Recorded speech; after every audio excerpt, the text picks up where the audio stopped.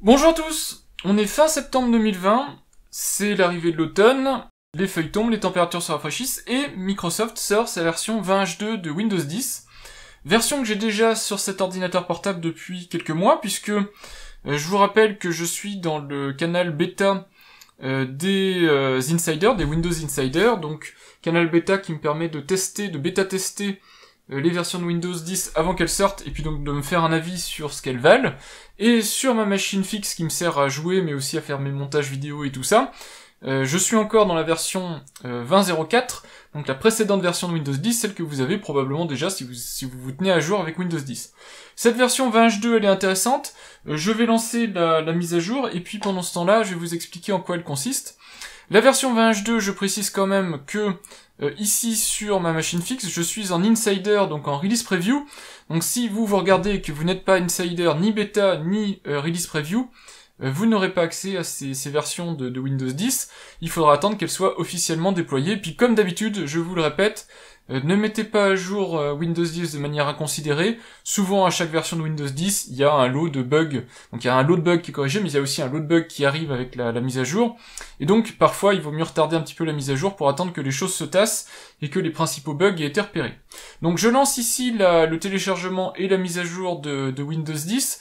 C'est une petite mise à jour, cet automne 2020, cette 20H2. Malheureusement, parce que vous le savez probablement si vous suivez toutes mes vidéos sur Windows 10, moi j'aime bien les grosses mises à jour de Windows 10 où il y a un tas de nouveautés, un tas de petites choses comme ça que vous pouvez utiliser au quotidien.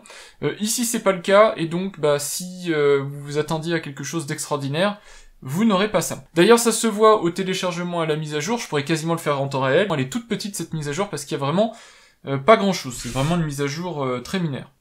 Au passage, j'en profite pour vous dire que si vous voulez mettre à jour plusieurs machines, comme c'est le cas ici, par exemple, j'aurai cette tablette et cet ordinateur fixe. L'idéal, c'est de passer par une clé USB. Je vous ai fait pour ça la vidéo de Ventoy, si vous voulez pas monopoliser une clé USB juste pour y mettre Windows 10. Vous passez par du Ventoy, ou vous faites une clé ISO Windows 10 comme vous voulez.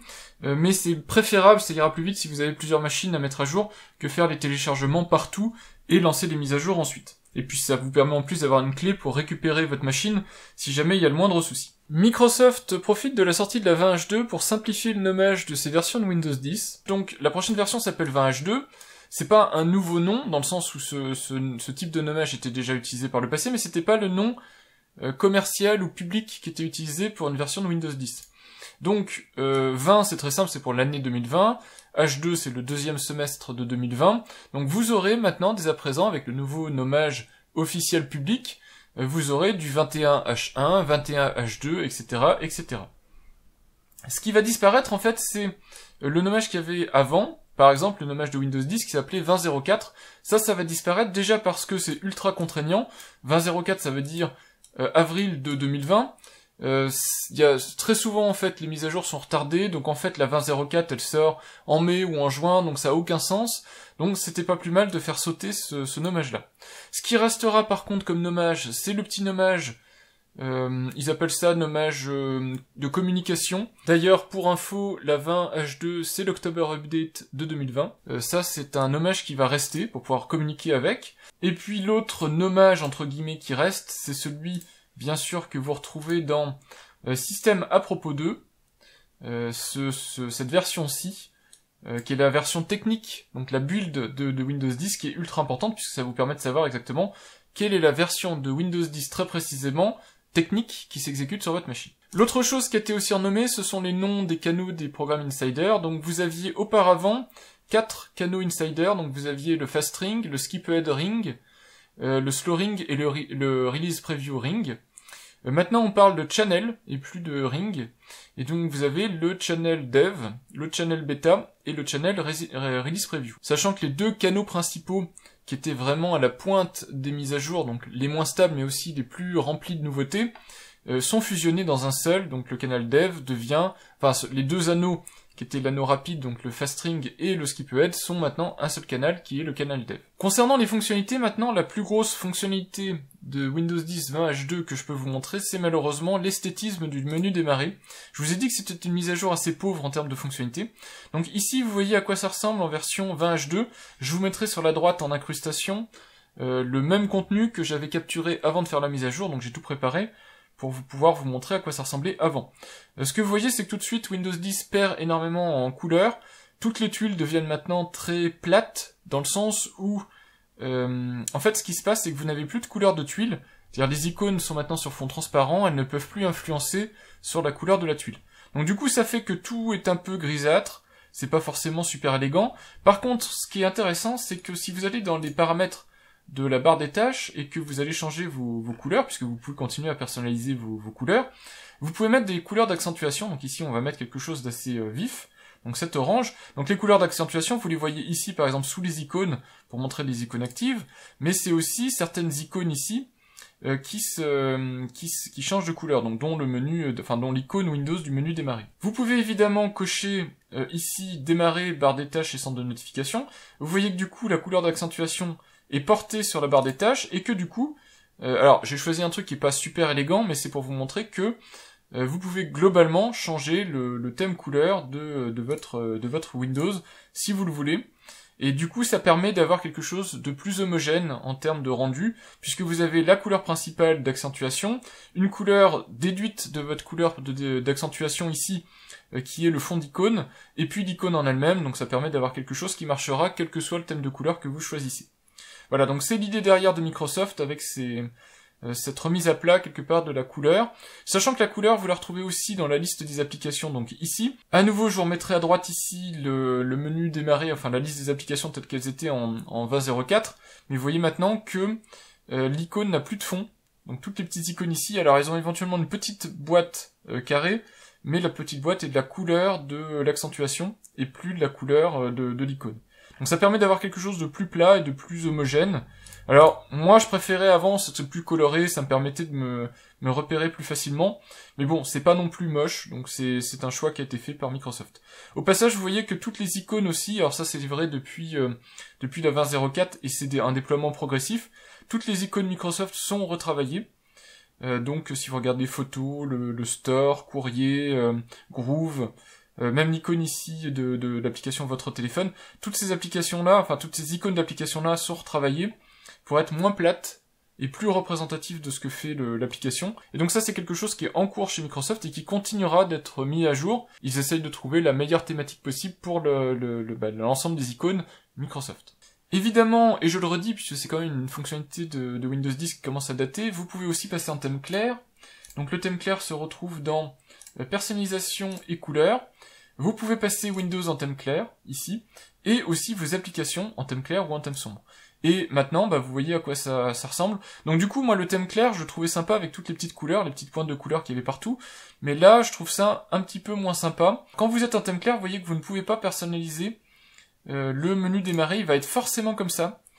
Et moi, je trouve ça particulièrement moche. Et bon, je vois pas quelle est l'idée derrière, et c'est beaucoup trop lumineux, et pas assez lisible, je trouve. Voilà, mais bon, c'est le choix de Microsoft d'avoir fait ça. Moi, j'aurais mis quand même la possibilité de mettre une accentuation. L'accentuation ne peut se porter que sur les titres des applications. Donc, par exemple, ici dans l'explorateur, vous avez le titre ici qui peut prendre la couleur d'accentuation, la petite icône Microsoft, mais pas les fonds des tuiles, et ça, c'est bien dommage. Dans mon cas de figure, ma préférence va à un mode personnalisé où je choisis Windows en mode sombre, donc ça donne ça, et mes applications en mode clair, donc ça donne ça, ce que je trouve plus sympa, et en général je mets une couleur d'accentuation assez foncée, pour avoir une tuile un petit peu plus claire que le mode sombre, mais quand même foncée, et puis je ne coche pas ici des choix qui sont là, donc je garde une application ici toute blanche, barre des titres blancs, et puis aucune accentuation sur le menu démarrer. L'autre chose que vous pourrez noter aussi, c'est si vous êtes un nouvel utilisateur Windows 10 ou éventuellement dans certains cas de migration, vous allez avoir ici des icônes qui vont être automatiquement épinglées. Donc elles vont apparaître comme ça sans que vous ayez d'action à faire, soit à l'installation de Windows 10, soit après une mise à jour. Moi je trouve ça extrêmement ennuyant.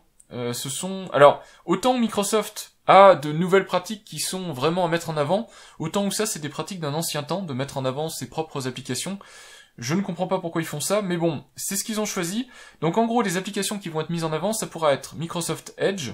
Ils remettent en avant leur navigateur, voire ils l'installent par défaut sur vos machines, même si ça ne remplace pas votre navigateur par défaut, il peut être installé par défaut. De la même manière, le Microsoft Store peut éventuellement être mis en avant. Si vous êtes équipé d'un smartphone Android, vous pouvez vous retrouver avec votre téléphone épinglé, et de la même manière pour l'application Xbox. Alors je sais pas exactement c'est laquelle qui est épinglée, je crois pas que ce soit peut-être le compagnon, peut-être l'application compagnon. En tout cas, vous pouvez vous retrouver ici avec une application Xbox épinglée par défaut. Ça va se faire en fonction de votre compte Microsoft. Quand la machine va être mise à jour ou installée, c'est l'installation Microsoft qui va décider quelles sont les icônes qui sont épinglées par défaut.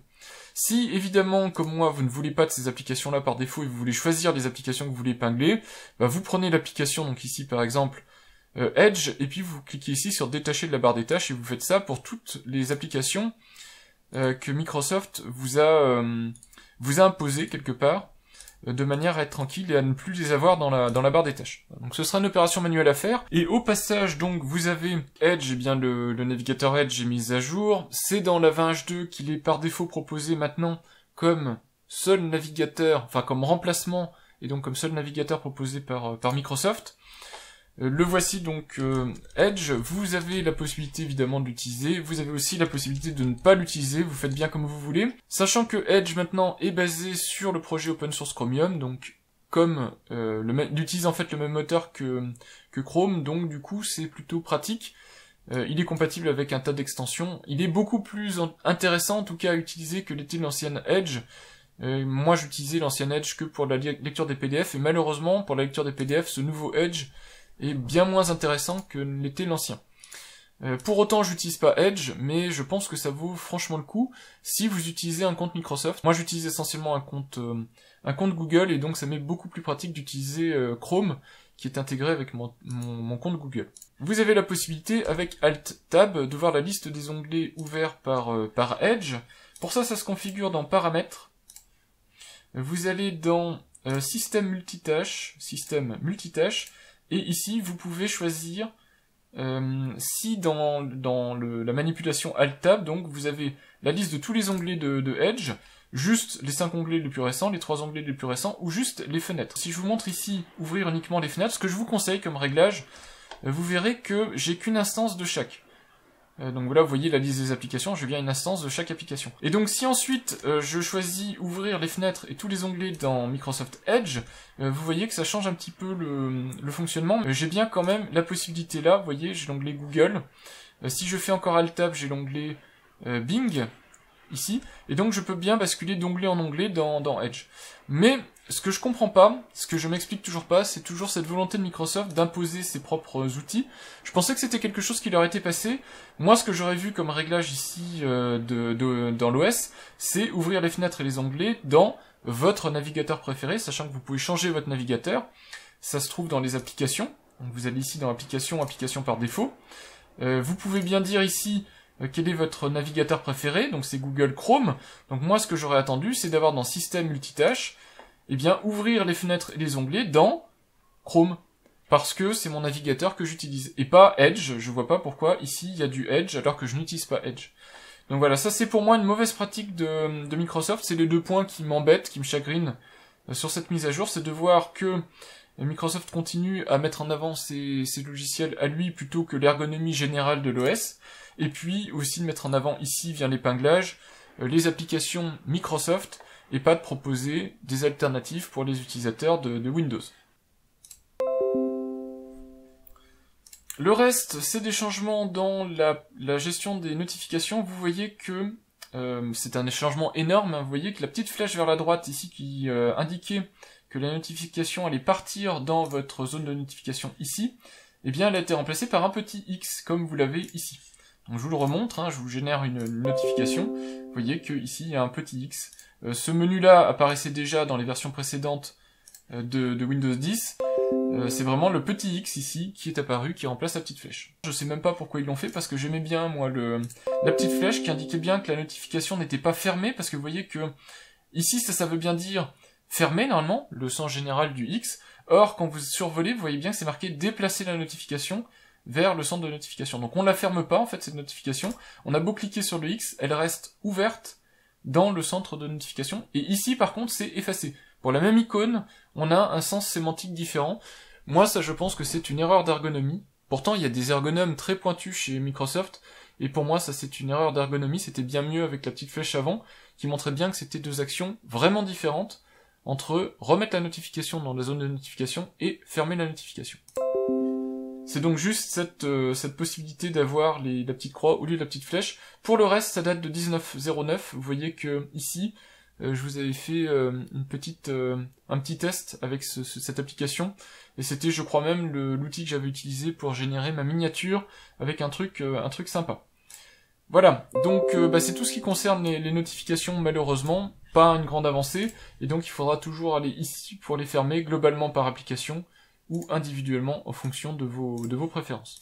Une petite chose, si vous êtes intéressé par l'assistant de concentration, que j'utilise moi régulièrement, par défaut maintenant l'assistant de concentration ici, cette option est désactivée, donc là en fait c'est quand vous quittez le mode concentration, donc le mode concentration c'est soit pendant des périodes horaires pour ne pas être dérangé quand vous travaillez par exemple, ou quand vous partagez votre écran, vous êtes en train de faire une présentation, vous voulez éviter que les gens voient vos notifications, lorsque vous jouez à un jeu, vous regardez une vidéo en plein écran, quand vous quittez le mode concentration, Windows 10 peut vous faire un résumé de toutes les notifications en fait qui apparaissent là, qui ont été émises pendant que vous étiez en concentration. Par défaut maintenant c'est désactivé, donc il faudra le réactiver si vous voulez continuer à l'utiliser. Et enfin, la dernière mise à jour notable de cette version-ci de Windows 10, ça se trouve dans Système à propos. Donc vous avez toujours la possibilité ici de voir les informations techniques de votre machine et de votre installation de Windows 10, mais vous avez en plus la possibilité de copier le contenu. Alors si je copie le contenu et que je démarre VS Code et que dedans je le colle, vous allez voir que ces informations là sont les informations que vous avez ici, donc c'est beaucoup plus pratique que d'essayer de copier-coller ce que vous y voyez. Et de la même manière, pour cette section-ci, vous pouvez la copier-coller, et donc vous aurez votre édition de Windows 10, ça vous permet d'envoyer ça facilement, si vous voulez du support, par de la famille, un ami, ou même Microsoft, vous pouvez copier-coller ça vite fait, et c'est plus pratique. Voilà, le reste des mises à jour de Windows 10 n'est pas lié à Windows 10, vous avez des mises à jour sur toujours l'application calculatrice, sur Cortana, alors Cortana qui est toujours au niveau 0 de ses capacités quasiment, elle est toujours pas capable de dire quel jour est-il. Je suis désolé, mais je ne suis pas en mesure de vous aider. Voilà, donc on est toujours au niveau 0 de Cortana, je vous renvoie vers ma vidéo sur Cortana, ils ont massacré Cortana, en tout cas en français au moins.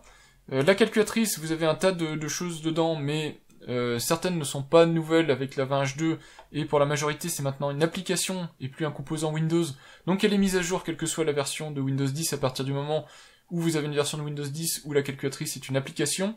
Donc voilà, malheureusement c'est déjà la fin de toutes les nouveautés de Windows 10 20H2, vous voyez que ça ne va pas très loin. Il y aurait d'autres petites choses à pointer du doigt, mais c'est plutôt pour les professionnels, donc concernant les mises à jour qui concernent le grand public et qui peuvent vous intéresser, c'est tout ce que je peux vous partager. Et j'espère vraiment que la mise à jour 21H1 contiendra des nouveautés logicielles intéressantes, parce que là c'est pas grand chose, et moi de tout ce qui a été présenté, il n'y a pas grand chose malheureusement que je vais utiliser, c'est plutôt dommage. Le seul truc qu'il faut retenir de cette 20H2 pour moi, c'est vraiment que Microsoft a enfin finalisé sa manière de mettre à jour les versions de Windows 10, et donc que pour toutes les prochaines versions ça devrait aller beaucoup plus vite, et ça c'est le côté un petit peu sympa. Voilà, j'espère que cette vidéo vous aura été suffisamment informative, que vous y aurez découvert des trucs, que vous aurez été intéressé par les nouveautés proposées par Microsoft. Moi je vous dis à bientôt pour d'autres vidéos sur Windows 10, ou éventuellement dans d'autres domaines. Au revoir.